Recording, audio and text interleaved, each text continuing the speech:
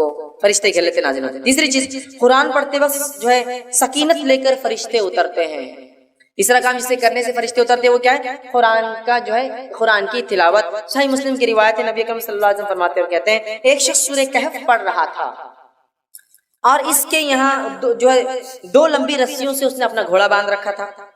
اس پر ایک بدلی آنے لگی، وہ جب سورہ کہف پڑھنے لگا تو ایک بدلی بادل آنے لگی اور وہ گھومنے لگی، مطلب وہ بادل جو ہے گھومنے لگی، وہ بدلی جو تھی گھومنے لگی اور قریب آنے لگی۔ جیسے جیسے وہ پڑھ رہا تھا ویسے ویسے قریب آ رہی تھی۔ اس کا گھوڑا اس کو دیکھ کر بدکنے لگا، ڈرنے لگا کہ کیا ہو رہا ہے۔ پھر جب صبح ہوئی تو وہ نبی اکرم صلی اللہ علیہ وسلم کے پاس آیا اور ذکر کیا اللہ کے رسول ایسا ایسا ہوا۔ تو آپ نے فرمایا یہ جو تسکین ہے جو قرآن کی برکت سے اتر رہی تھی، اور ایک روایت میں وہ فرشتے تھے جو سکینت کو لے کر تجھ پر اتر رہے تھے۔ تو قرآن کی تلاوت اور بالخصوص سورہ کہف کی تلاوت کرنے سے سکینت اترتی ہے، اور سکینت کو جو لاتے ہیں وہ ہوتے ہیں فرشتے۔ تو اگر کوئی انسان تلاوت قرآن کرتا ہے تو سکینت طاری ہوتی ہے۔ اللہ ہم پر رحم کرے، ہمارے گھروں میں تو قرآن کبھی کبھار کھلتا ہے۔ اگر پوچھا جائے، میں آپ سے بدگمانی نہیں کر رہا ہوں لیکن ایک عام سوال، عام بات کہہ رہا ہوں، کسی سے پوچھا ہے آخری بار قرآن کب پڑھے تھے؟ تو دادا کا انتقال ہوا تھا تو تب نکلا تھا۔ اب کب ہوگا؟ تو اب انتظار کر رہے ہیں، کوئی اور جائیں گا تو پڑھ دیں گے پھر اس کے لیے۔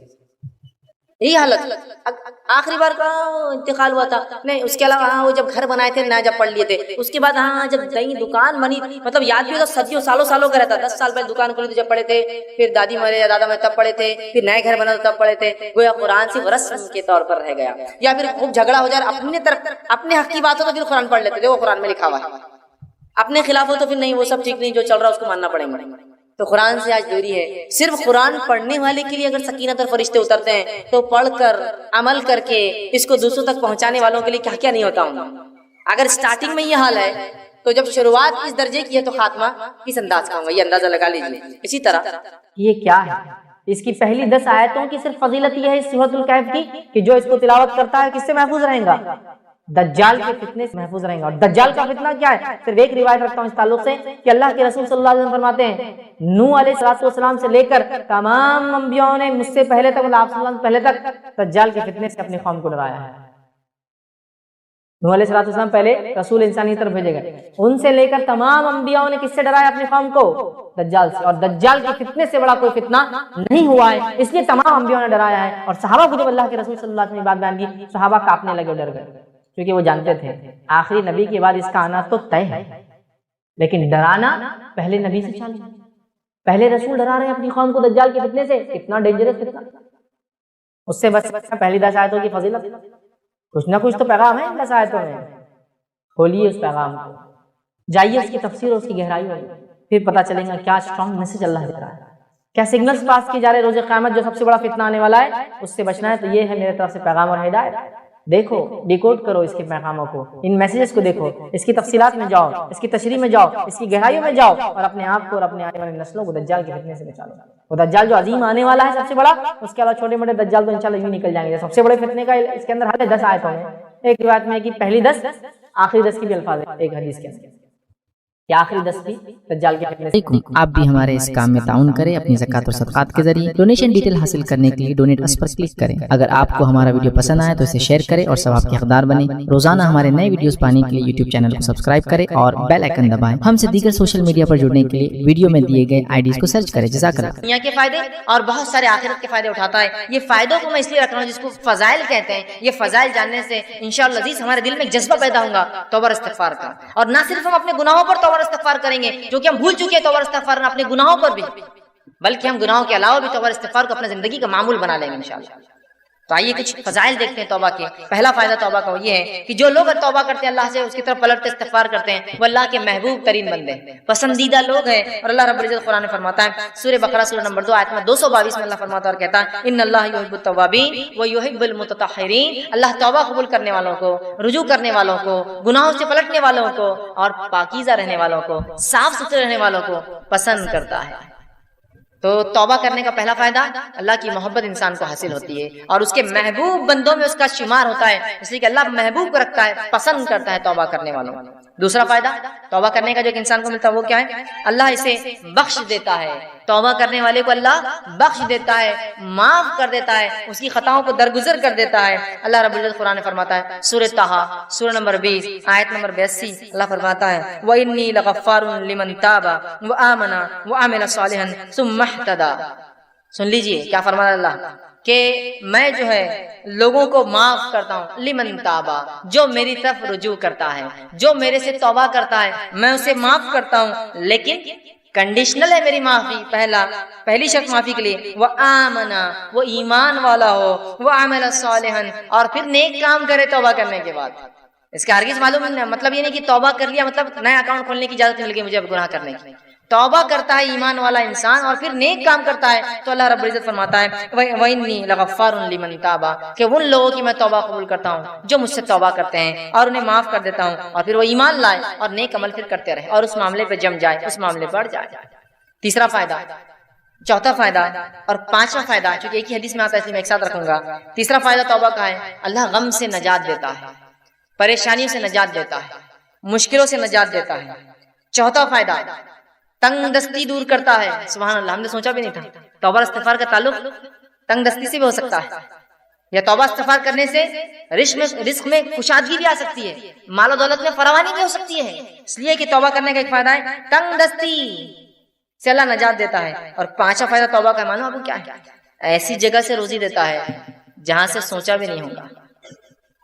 تنگ دستی بھی دور ہوتی ہے، غم بھی دور ہوتے ہیں، اور ایسی جگہ سے روزی ملتی ہے، روزی سمجھتے ہیں نا، رزق ملتا ہے جہاں سے سوچا بھی نہیں ہوگا، گمان بھی نہیں کیا ہوگا، فہم میں بھی نہیں لایا ہوگا اس نے۔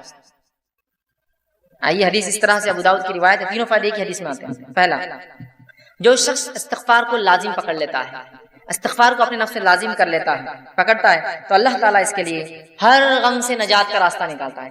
ہر غم، سمجھتے ہیں آج کون سا ہے نا جو انسان ہے جو غم زدہ نہیں ہے، پریشان حال نہیں ہے؟ بتائیے مجھے، تو کہہ سکتا ہے کہ مکمل طور 100% خوش ہوں؟ ہم تو ہر حال میں اللہ کا شکر تو ادا کرتے ہیں، لیکن کہیں نہ کہیں پریشانیاں ہیں ہمارے پاس۔ پریشانیوں کا حل توبہ اور استغفار۔ ہم نے تو کبھی سوچا ہی نہیں تھا کہ غم کا علاج بھی استغفار ہو سکتا ہے۔ ہر غم سے اللہ نجات دیتا ہے استغفار کی بنیاد پہ، اس کی فضیلت یہ ہے۔ دوسرا، ہر تنگ دستی سے کشادگی کی طرف لے آتا ہے، ہر قسم کی غربت اور تنگ دستی سے نکال کے کشادگی کی طرف لاتا ہے۔ اور تیسرا، صرف تنگ دستی اور کشادگی سے، تنگ دستی سے نکال کے کشادگی کی طرف نہیں لاتا ہے، ایسی جگہ سے روزی دیتا ہے جہاں سے اس نے گمان بھی نہ کیا ہو، سوچا بھی نہ ہو۔ یاد رکھیں، سوچا بھی نہ ہو۔ کیا فائدے ہیں استغفار اور توبہ؟ روزی میں برکت، ایسی جگہ سے روزی جہاں سے سوچا نہ ہوگا، ہر غم سے نجات۔ کوئی کہتا ہے میرے گھر میں بیماری ہے، میں غم زدہ ہوں، استغفار کی کثرت کیجیے۔ کوئی کہہ رہا ہے مجھے تنگ دستی ہے، استغفار کی کثرت کیجیے۔ کوئی کہہ رہا ہے مجھے جو مال و دولت کی کمی ہے، استغفار کی کثرت کیجیے تو صحیح، آپ دیکھیے اللہ کیسے رزق دیتا ہے۔ اور کوئی کہے مال و دولت ہے برکت نہیں ہے، استغفار کیجیے، اس لیے کہ اللہ نے مال و دولت کی برکت چھین لی نا آپ کی۔ رزق میں اضافہ کہاں ہو رہا ہے؟ مال تو تعداد کوانٹٹی وائز بہت ہے، لیکن دل کہاں سکون میں ہے؟ استغفار نہیں کر رہے ہیں۔ استغفار کی کثرت کیجیے، استغفار کی کثرت کیجیے، استغفار کو معمول بنا لیجیے۔ تین عظیم فائدے ایک ہی حدیث میں استغفار کے، غم سے نجات، تنگ دستی سے کشادگی کی طرف، اور ایسی جگہ سے روزی دیتا ہے جہاں سے سوچا بھی نہیں۔ اسی طرح غم سے نجات کے تعلق سے چھوٹا سا واقعہ رکھ دیتا ہوں صرف آپ کے سامنے، چونکہ ہمارے حالت میں ایسے واقعات ہوتے ہیں، ہمارے ماحول میں اس لیے رکھ رہا ہوں کہ نبی اکرم صلی اللہ علیہ وسلم کے پاس ایک صحابہ اور ایک صحابی آئے جن کے بیٹے کو گرفتار دشمنوں نے پکڑ لیا، اور نہ صرف پکڑا، خبر ملی کہ بہت مضبوط زنجیروں کے اندر اس کے پیر باندھ دیے۔ وائے اور اللہ کے رسول صلی اللہ علیہ وسلم، دشمنوں نے جو ہے ہمارے بچے کو پکڑ لیا ہے، آپ کچھ بتائیے کیا کیا جائے، کیا کرا جائے کہ ہمارا جو ہے بچہ واپس آ جائے، میرا بیٹا جو ہے واپس آ جائے، وہ ماں اور باپ دونوں آئے۔ اللہ کے رسول صلی اللہ علیہ وسلم نے کہا استغفار کی کثرت کر، استغفار کر۔ وہ کہتے ہیں کہ وہ دونوں گھر گئے، استغفار کی خوب کثرت کی، اور ان کے بیٹے کہتے ہیں کہ جب میں بیڑیوں میں جکڑا تھا، اچانک ایسا ہوا کہ میری پیروں کی دونوں بیڑیاں ٹوٹ گئی، اچانک رات میں دونوں بیڑیاں ٹوٹ گئی۔ جب بیڑیاں ٹوٹ گئی تو میں پریشان ہو گئی، یہ کیا ہوا؟ لوہے کی زنجیریں تھی وہ بیڑیاں بولتے لوہے کی موٹی موٹی زنجیروں میں جب قیدی کو قید کیا جاتا ہے جو آسانی سے نہیں ٹوٹتی، یاد رکھیے، ٹوٹ گئی۔ میں پریشان ہوا اور ایک اونٹ میں نے پکڑا، وہ ایک اونٹنی میں نے لی، اس پہ سوار ہوا اور بھاگنے لگا۔ جب میں اس اونٹنی پر بیٹھ کر بھاگنے لگا تو سارے اونٹ باڑے کے نکل کے میرے پیچھے بھاگنے لگے۔ اب چونکہ مجھے تو جان بچانے تھی، میں نکل گیا اور پورے اونٹ بھی پیچھے بھاگنے لگے۔ اور اس کے بعد وہ اپنے گھر آئے، والدین خوش ہو اٹھے، والدین سے ملاقات کی، اور اللہ کے رسول کے پاس اس بچے کو لے کر اللہ کے رسول ہمارا بیٹا گھر واپس آ گیا ہے، استغفار کی برکت دیکھیے، بچہ واپس آ گیا۔ ہر غم تھا نا بیٹے کے گھومنے کا، اللہ نجات دیتی، بیٹا واپس دے دیا۔ پھر کہا اللہ کے رسول اب یہ اونٹوں کو کیا کریں؟ چونکہ بھاگنے کے لیے میں نے دشمن کی اونٹنی لے لی تھی نا، جان بچانے کے لیے جو اونٹنی لی گئی تھی ان کی نہیں تھی، دشمن کی تھی، اور کہا وہ ایک نہیں، وہ اونٹنی کی وجہ سے کئی اونٹ پیچھے آ گئے میرے. تو اللہ کے رسول نے کہا یہ رزق ہے جو اللہ نے تمہیں دیا بغیر سوچے کہ، مطلب ایسی جگہ سے دیا جو تم استعمال کرو ان اونٹنیوں کو اور ان اونٹوں اور ان کو سارے اونٹ دے دے. دیکھیے نا، ایک تو نجات ملی استغفار سے، اور دوسرا رزق بھی مل گیا جہاں سے سوچا بھی نہیں تھا. دشمن کا رزق، مطلب دشمن کے پاس کی چیز گھر آ گئی. کتنے فائدے نا استغفار کے. آئیے استغفار کے اور فائدے سمجھ لیجیے. 6واں 7واں 8واں 9واں فائدہ ایک ہی آیت کے اندر آتا ہے، اس لیے 4 فائدے رکھ رہا ہوں. 6واں فائدہ، بہترین اللہ موسلادھار بارش برساتا ہے استغفار کی کثرت سے. اسی طرح مال میں اضافہ کرتا ہے اللہ جو ہے استغفار کی کثرت سے اور توبہ کی کثرت سے. اولاد میں ترقی دیتا ہے اللہ استغفار اور توبہ کی کثرت سے. اور باغات اور نہریں نکال دیتا ہے، رزق کے ذریعے بنا دیتا ہے استغفار کی کثرت سے. اللہ رب العزت نے سورہ نوح سورہ نمبر 71 آیت نمبر 10 11 اور 12 میں فرمایا، کہا نوح علیہ السلام نے اپنی قوم کو دعوت دی، اور دعوت دیتے وقت وہ انہیں کیا کہہ رہے سنیے. وہ کہتے ہیں قلت استغفروا ربکم انہ کان غفارا، اے میری قوم اپنے رب سے استغفار کرو اپنے گناہوں کے لیے، تم شرک جیسی برے جرم میں جو ہے پھنسے ہوئے ہو، اپنے رب سے معافی مانگو جو انہ کان غفارا، تمہارا رب ہمارا رب ضرور ہمیں معاف کرے گا اس گناہ کے لیے بھی اور تمام چیزوں کے لیے. یرسل السماء علیکم مدرارا، اور جب تم توبہ کرو گے تو آسمان سے موسلا دھار بارش برسائیں گے جو نفع بخش ہوتی ہے، نقصان نہیں ہوتی. یرسل السماء علیکم مدرارا، کس وجہ سے؟ ایمان لانے کے بعد اگر استغفار کرو گے تو آسمان سے بہترین موسلادھار بارش برسائیں گا. پھر فرمایا وَيُمْدِدْكُمْ بِأَمْوَالٍ وَبَنِينَ، اور تمہیں مال میں، دیکھیے مال کا سیدھا لفظ ہے، رزق کا لفظ ہے، رزق میں مال اولاد سب آتا ہے. وَيُمْدِدْ، تمہیں بڑھاوا دیں گا، مَالٍ وَبَنِينَ، مال میں، روپی اور پیسے میں، اور لڑکوں میں اضافہ کریں گا تمہارے. ہے نا، انسان کیا چاہتا ہے اپنے لیے؟ تو کہا تم چاہتے ہو نا رب سے اولاد اور لڑکے، تو اس میں اضافہ کریں گا تمہارے. تو جو لوگ بے اولاد ہو استغفار کی کثرت کریں. بارش نہیں ہو رہی ہے استغفار کی کثرت کیجیے، چونکہ نوح علیہ السلام کہہ رہے ایمان کے بعد استغفار کرو گے تو بارش برسائیں گا، مال و دولت میں اضافہ کریں گا، اولاد عطا فرمائیں گا تمہیں. ٹھیک. پھر فرمایا وَيَجْعَلْ لَكُمْ جَنَّاتٍ وَيَجْعَلْ لَكُمْ أَنْهَارًا، اور تمہارے لیے بہترین باغات میسر کر دیں گا، اور صرف باغات نہیں بہترین نہریں جاری کر دیں گا کہ نہ صرف کھیتی ہو، پانی والی کھیتی تمہیں عطا فرمائے گا. 4 فائدے دیکھیں استغفار کے کیسے ایک ہی ساتھ آ رہے ہیں. بارش کا بہترین برسنا. دوسرا فائدہ ہم دیکھ رہے ہیں اس کے اندر وہ یہ ہے کہ مال میں اضافہ، اولاد میں اضافہ، اور کھیتی باڑی اور نہروں کے اندر اضافہ اللہ تعالیٰ کر دیتا ہے. 10واں فائدہ استغفار کا وہ یہ ہے انسان کا دل سیاہ کالا ہونے سے بچ جاتا ہے.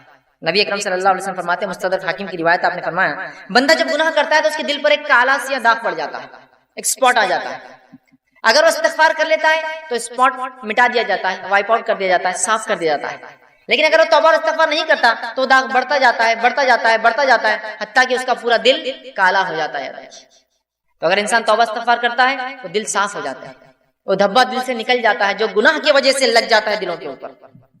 لیکن آج گناہ کرنے کے بعد بھی ہم کہاں رجوع کرتے ہیں، استغفار کرتے ہیں، ہے نا. اسی لیے کہا جاتا ہے ہمارے دل تو آج کالے ہو چکے ہیں، اس لیے کہ ہمارے اعمال کالے. استغفار کرنے سے دھبا مٹتا چلا جاتا ہے. گناہ ہوئے استغفار کیجیے، توبہ کیجیے، دھبا مٹ جائیں گے. تو دل کالے ہونے سے بچ جاتا ہے، اور جب استغفار کرتا ہے تو دل چمکا دیا جاتا ہے، صاف کر دیا جاتا ہے.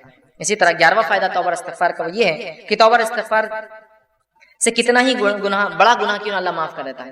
توبہ اور استغفار جب انسان کرتا ہے نا، کتنا ہی بڑا گناہ آپ نے اور ہم نے کیوں نہ کیا ہو، اللہ معاف کر. کتنا ہی بڑا، اور سب سے بڑا دنیا میں گناہ کون سا ہے؟ اللہ کے ساتھ شرک کرنا. اگر شرک کرنے والا بھی توبہ کرے سچی، تو سچی توبہ کے بعد اللہ اس کے شرک کو بھی معاف کر دیتا ہے، زنا کو بھی معاف کر دیتا ہے، کفر کو بھی معاف کر دیتا ہے، نفاق کو بھی معاف کر دیتا ہے، ہر قسم کے گناہ کو معاف کر دیتا ہے.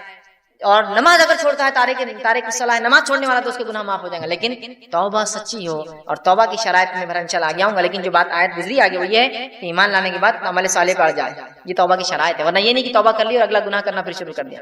گناہ کرنے سے ہر گناہ کی معافی، توبہ کرنے سے ہر گناہ کی معافی ملتی ہے. ہر گناہ کی شرط یہ ہے کہ موت سے پہلے یا قیامت کی کوئی بڑی علامت آنے سے پہلے یہ کر لیا جائے، موت سے پہلے. اس لیے کہ آپ نے حدیث فرمایا جب خرخراہٹ کی آواز گلے میں شروع ہوتی نا، نزات کی حالت، موت سے قریب خر آواز آتی گلے سے، انسان مرنے قریب ہوتا ہے، تو تب کی گئی توبہ قبول نہیں ہوتی ہے. جیسے کہ فرعون نے بھی توبہ کی تھی جب وہ غرق ہو رہا تھا، صحیح بخاری کی روایت، غرق ہو رہا تھا، موت دیکھ چکا تھا، توبہ کی، اللہ نے توبہ قبول نہیں کی اور ڈوب کے مارا گیا. تو ڈوبتے وقت کہا میں ایمان لایا موسیٰ اور ہارون کے رب پر، کام نہیں آئی لیکن توبہ. تو اس سے پہلے کہ موت آئے توبہ کر لے، یا کوئی علامت آ جائے قیامت کی، توبہ ضروری یاد رکھیے. ہر گناہ کی توبہ اللہ معاف کرتا ہے، لیکن زندگی میں یاد رکھیں مرنے سے پہلے اور نجات کی مطلب مرنے کے بعد اور نجات کی حالت سے پہلے اگر توبہ نہ ہوئی تو پھر توبہ کی گنجائش نہیں. جو گناہ ہم سے ہوا ہو کتنا ہی بڑا کیوں نہ ہو سچی توبہ اپنے رب سے کیجیے، توبۃ النصوحہ کیجیے، انشاءاللہ عزیز ہمارا رب کو ہم پائیں گے کہ وہ ہر گناہ کو معاف کرتا ہے۔ آئیے 12واں فائدہ، سچی توبہ کرنے سے، سچی توبہ کرنے سے ایک ایسا عظیم فائدہ ہے، سنیے، سچی توبہ کرنے سے اللہ گناہوں کو بھی نیکی میں تبدیل کر دیتا ہے۔ سبحان اللہ، ایسا کہیں ہوتا ہے کسی کا آپ نے نقصان کیا، نقصان کرنے کے بعد معافی مانگی اور اس نے اتنے نقصان کے بدلے آپ کو کچھ عطا کر دیا، ہوتا یہ کہ معافی دے دے تو بڑی بات ہے، نہیں تو چیز بھر کی بھی دینا پڑتی، معافی مانگنا پڑتی، زندگی بھر کی دشمنی بھی رہتی باقی۔ گناہوں کو نیکی میں تبدیل کرنے اگر توبہ سچی ہو تو نبی اکرم صلی اللہ علیہ وسلم کے پاس ایک ایسا قبیلہ آیا عرب کا جو لوٹ مار کرتا تھا، راستوں مسافروں کو لوٹتا تھا اور وہی ان کی انکم کا ذریعہ تھا، خون قرابہ، قتل، غارت گری، شرک اور کفر اور لوٹ مار۔ وائے کہ اللہ کے رسول کیا ہماری توبہ ہے؟ اللہ ہم اگر توبہ کرنا چاہتے ہیں کہ ہماری توبہ ہے جو اتنے گناہ ہم زندگی میں کر چکے ہیں، اور آج کون سا ایسا انسان ہے دنیا میں جو معافی نہیں چاہتا اپنے گناہوں کے لیے؟ راستہ یہ ہے معافی کا، راستہ یہ ہے معافی کا۔ ہر انسان چاہتا ہے اسے گناہ معاف ہو، ہر انسان ریپینٹ کرنا چاہتا ہے، توبہ کرنا چاہتا ہے، استغفار کرنا چاہتا ہے اپنے رب سے، یہ ہے طریقہ توبہ۔ تو کہا ہماری کوئی توبہ ہے؟ اللہ رب العزت نے ایک پوری طویل آیت نازل کی کہ وہ لوگ جو کفر کرتے ہیں، قتل کرتے ہیں، ٹھیک ہے، اور جو ہے اسی میں جو کفر اور شرک اور قتل و غارت گری میں ان کی موت آ جاتی ہے، تو اللہ ان سے عذاب کو نہیں ہٹائیں گا۔ لیکن آگے فرمایا جو کہ جو ہے آیت اس طرح سے اللہ فرماتا ہے الا من تاب وعمل عملا صالحا فاولئک یبدل اللہ سیئاتہم حسنات وکان اللہ غفورا رحیما۔ اللہ نے فرمایا الا من تاب، ان گناہوں کے بعد اگر کوئی توبہ کر لے، شرک کیا تھا، قتل کیا تھا، جو کچھ کیا تھا، اگر توبہ کر لے، وآمنا، اور پہلی شرط ایمان لائے، اور الحمدللہ ہم تو مسلمان ہیں تو ایمان تو ایمان والے ہم ہیں ہی، اس کے بعد دوسری شرط وعمل عملا صالحا، اور اس کے بعد نیک کام شروع کر دے، عمل صالحا، فاولئک، تو اللہ پھر اس عمل کے بدلے کہ ایمان والا ہے، سچی توبہ کیا، اولئک یبدل اللہ سیئاتہم، تو اللہ بدل دیں گا ان کے گناہوں کو حسنات، نیکیوں کے اندر۔ سبحان اللہ۔ اور آگے فرمایا وکان اللہ غفور الرحیم، اور اللہ تعالیٰ تو معاف کرنے والا اور رحم کرنے والا ہے۔ تو گناہ بھی نیکی میں تبدیل ہو سکتے ہیں اگر سچی توبہ انسان کی ہو تو۔ اسی طرح ابن ماجہ کی روایت ہے، آپ صلی اللہ علیہ وسلم فرماتے کہتے ہیں اگر تم اس قدر گناہ کرو کہ تمہارے گناہ آسمان تک پہنچ جائے، لیکن ان حدیثوں کو بالکل رائٹ کانٹیکس میں لیجیے، بالکل صحیح معنوں میں لیجیے، یہ حدیث سے دلیل نہیں ہے گناہ کرنے کی، جو ہو جاتے اس کی معافی کی دلیل نہیں آتی، رائٹ کانٹیکس۔ تو اللہ کے رسول فرماتے ہیں کہ اگر تمہارے گناہ آسمانوں تک بھی اگر چھوں گے، ٹھیک، اگر تم اس قدر گناہ کرو کہ تمہارے گناہ آسمانوں تک پہنچ جائیں گے، پھر تم توبہ کر لو تو اللہ تمہاری توبہ کو قبول کرے گا۔ اگر کسی انسان نے ایسے بھی گناہ کیے ہو جو آسمانوں تک چھو رہ جاتا ہے، لیکن وہ اللہ کی ذات سے ان گناہوں پہ کبھی نا امید نہ ہو، یاد رکھیں، بلکہ اگر سچی توبہ کرتا ہے تو انشاءاللہ عزیز اپنے رب کو وہ توبہ قبول کرنے والا اور معاف کرنے والا ضرور پائیں گا، لیکن توبہ سچی ہو، اس کے شرائط کے ساتھ، یاد رکھیے۔ چلیے آئیے آگے 13ویں چیز، 13واں فائدہ جو ہم توبہ کا فائدہ اٹھاتے ہیں اور جو ہے استغفار کا، آدمی سچی توبہ کی وجہ سے جنت کا مستحق بن جاتا ہے، سچی توبہ کی وجہ سے جنت کا مستحق بن جاتا ہے۔ اللہ رب العزت نے سورہ تحریم سورہ نمبر 66 آیت نمبر 8 میں فرمایا یا ایھا الذین آمنوا توبوا الی اللہ توبۃ نصوحا، اے وہ لوگوں جو ایمان لائے ہو اللہ سے سچی توبہ کرو، سچا رجوع کرو، سچے ڈھنگ سے اس کی طرف پلٹو اور گناہوں سے اپنی معافی مانگو۔ تو نصوحا عسى ربکم ان یکفر عنکم سیئاتکم، تو ہو سکتا ہے تمہارا رب پھر تم سے تمہارے گناہوں کی مغفرت کر دے، اس کا کفارہ کر دے، اسے معاف کر دے، سیئاتکم ویدخلکم جنات تجری من تحتها الانہار، اور تمہیں ایسی جنتوں میں داخل کر دے جس کے نیچے ندیاں نہریں بہتی ہیں۔ توبہ کرنے کا فائدہ، انسان جنت کا مستحق بن جاتا ہے۔ 14واں اور آخری فائدہ جو آج میں رکھوں گا توبہ کا وہ یہ ہے، جب انسان سچی توبہ کرتا ہے، سچے طور سے ندامت ہوتا ہے، توبہ کرتا ہے، تو جو ہے اللہ رب العزت جو ہے اس سے خوش ہوتا ہے۔ انسان جب توبہ کرتا ہے تو اللہ خوش ہوتا ہے، ناراض نہیں ہوتا۔ ہاں ناراض تو ان سے ہوتا ہے جو گناہ کرے اور اڑ جائے اس پر، لیکن جو توبہ کرتے ہیں اللہ خوش ہوتا ہے۔ حدیث کے الفاظ اس طرح سے جو توبہ کے بارے میں نبی اکرم صلی اللہ علیہ وسلم فرماتے ہیں کہ اللہ خوش ہوتا ہے، اور حدیث اس طرح سے جو صحیح بخاری کی روایت ہے، آپ صلی اللہ علیہ وسلم فرماتے ہیں کہ اللہ اپنے بندے کی توبہ پر ایسا خوش ہوتا ہے، جب بندہ توبہ کرتا ہے اللہ ایسا خوش ہوتا ہے جیسے کہ ایک شخص سفر پر نکلا ہو، مسافر ہو، سفر کر کے چل جا رہا ہو، اور ایک جگہ اپنے اونٹ کو باندھے اور لیٹ جائے ریگستان کے بیچ میں، اور جب وہ جاگے تو اس کا اونٹ چلا جائے، وہ تھوڑا نکل کر ڈھونڈتا ہے اپنے اونٹ کو، اس کا اونٹ اسے نظر نہیں آتا، تو پھر وہ واپس آتا ہے اور سوچتا ہے کہ اب ریگستان میں گھوم کے مرنے سے اچھا ہے جہاں لیٹا تھا اس چھوٹے درخت کے نیچے لیٹ جاؤں تو مجھے موت آ جائے، کیونکہ اب ریگستان میں اونٹ گھومنا مطلب موت ہے اور کوئی راستہ نہیں۔ وہ آ کر لیٹ جاتا ہے، اور جب لیٹ جاتا ہے تھوڑی دیر بعد دیکھتا ہے تو اس کا اونٹ پورے مال کے ساتھ جو کا تو کھڑا ہے۔ ایک تو ریگستان اس پر اکیلا مسافر اور اس پر اونٹ کا واپس آنا، یہ بہت تعجب کی بات ہے. جو لوگ عرب ہیں وہ جانتے ہیں، جو لوگ اونٹ پالتے ہیں وہ جانتے ہیں اونٹ کبھی زندگی میں پالتو نہیں ہوتا.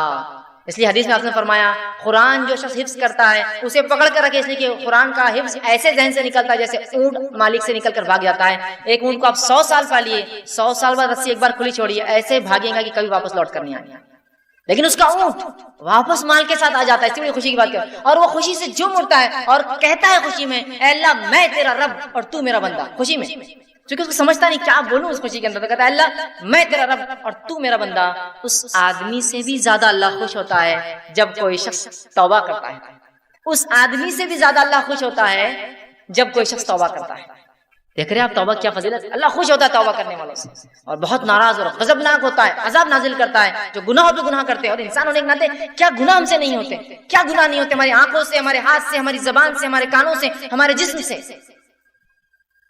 لیکن رب سے ہم فوراً کر لیں استغفر اللہ استغفر اللہ، پتہ نہیں کیا ہو گیا، کوئی چیز نقصان پہنچ گیا، کسی جانور کو نقصان پہنچ گیا، کسی انسان کو پہنچ گیا ہوں، میں نہیں جانتا ہوں، میری گاڑی پہ کھڑی تھی کسی کو تکلیف ہو گئی ہوں گی، استغفار کا ورد کر رہا ہوں استغفر اللہ، ہو گیا گناہ معاف. آئندہ وہ غلطی نہیں کرنا چاہیے، لیکن انون ہم کو نہیں پتا ہم سے کیا ہو رہا ہے، کتنی خطائیں غلطیاں ہو جاتی ہیں، بس ورد کرتے رہیے، اپنے ایک معمول بنا لیں. تو آپ صلی اللہ علیہ وسلم فرماتے اس سے زیادہ اللہ خوش ہوتا ہے اس آدمی سے جب کوئی انسان اپنے رب کی طرف رجوع کرتا ہے اور توبہ کرتا ہے، پلٹتا ہے، گناہوں سے معافی مانگتا ہے. ابن القیم رحمہ اللہ جو ہے کتاب ہے ان کی لکھی ہوئی مدراج سالکین، اس کے اندر بہت اچھی بات نقل کرتے ہیں. انشاءاللہ اس کتاب کا میں پورا وہ پریفیس وہ جملہ آپ کے سامنے نقل کرتا ہوں. وہ لکھتے ہیں اور کہتے ہیں توبہ کے بارے میں کہ توبہ ہی دین کی حقیقت ہے. وہ لکھتے ہیں اور کہتے ہیں، فرماتے ہیں، آپ نے فرمایا اور کہا، فرماتے ہیں کہ دین اسلام کی حقیقت، توبہ دین اسلام کی حقیقت ہے اور سارے کام، سارا دین توبہ میں داخل ہے. توبہ اتنی اہم چیز ہے کہ سارے کام اور سارا دین توبہ میں داخل ہے. یہی وجہ ہے کہ توبہ کرنے والا اس بات کا مستحق ہے کہ اللہ تعالیٰ کا وہ دوست قرار دیا جاتا ہے، کیونکہ اللہ تعالیٰ توبہ کرنے والوں اور پاک صاف رہنے والوں کو دوست رکھتا ہے. کہ تو اللہ جس سے محبت کرتا ہے مطلب وہ اللہ کا دوست ہے نا. توبہ کرنے والوں سے اللہ محبت کرتا ہے تو اللہ کے دوست ہے. اس کا مطلب توبہ دین کا بہت اہم حصہ، بلکہ وہ کہتے ہیں بلکہ مکمل دین اسلام مکمل توبہ کے اندر ہے. پھر وہ آگے لکھتے ہیں اللہ تعالیٰ اپنے ان بندوں سے محبت رکھتا ہے جو اس کام کو بجا لائے جس کا اس نے حکم دیا ہے اور اسے ترک کرے، ان کاموں کو چھوڑ دیں جس سے اس نے منع فرمایا ہے. تو گویا توبہ کا مفہوم یہ ہے کہ جن کاموں کو اللہ تعالیٰ نے ظاہری اور باطنی طور پر ناپسند فرمایا ہے، فرماتا ہے انسان ان سے رجوع کرے، توبہ کرے، کرتے ہوئے ایسے کاموں کو اختیار کرے جنہیں اللہ تعالیٰ ظاہری اور باطنی مطلب اوپنلی اور کلوزلی، چھپا ہوا سیکرٹلی اس کو پسند کرتا ہے. فرماتا ہے اس اعتبار سے توبہ ایک جامع لفظ ہے اور اسلام، ایمان اور احسان اس توبہ میں مکمل طور سے داخل ہے اور یہ تمام مقامات کا احاطہ کیے ہوئے. اسی لیے یہ ہر مومن کے مقصود کی ابتدا بھی ہے کہ وہ توبہ کرے اور انتہا بھی ہے، خاتمہ بھی اسی پر ہو کہ وہ توبہ کرے. اسی مقصود کی خاطر مخلوق کو جود بخشا گیا اور توحید اسی کا ایک جز ہے، بلکہ عظیم جز ہے. پھر آگے لکھتے ہیں اکثر لوگ توبہ کی قدر و منزلت اور اس کی حقیقت سے آگاہ نہیں ہوتے. علم اور عمل اور حال کے اعتبار سے توبہ کرنا تو بہت دور کی بات ہے. اللہ تعالیٰ توبہ کرنے والوں سے اسی لیے محبت رکھتا ہے کہ ساری مخلوق میں وہی ہے جو اس کے خاص بندے ہیں. توبہ کرنے والے خاص بندے ہیں، گناہ گار تو سارے ہی ہیں، خاص ہیں. اگر توبہ اسلام کے تمام احکام اور ایمان کے کامل حقائق کی جامع نہ ہوتی تو اللہ تعالیٰ اپنے بندے کی توبہ پر اس قدر مسرت کا اعلان نہ کرتا. اگر توبہ بہت اہم چیز نہ ہوتی تو وہ حدیث میں نہیں آتا کہ ایک آدمی جس طرح سے خوش ہوتا ہے اللہ ویسا خوش ہوتا ہے. اعلان اظہار نہ فرماتا. تمام مقامات، وہ احوال جن کے بارے میں لوگ گفتگو کرتے ہیں، وہ سب توبہ ہی کی تفصیلات اور اس کی آثار اور اسی کے نتائج ہیں. تو توبہ کے بارے میں کتنی پیاری بات لکھتے ہیں کہ ہر چیز کا تعلق کہتے دین اور اسلام کا توبہ سے. اب آئیے توبہ کی کنڈیشنز کیا ہیں.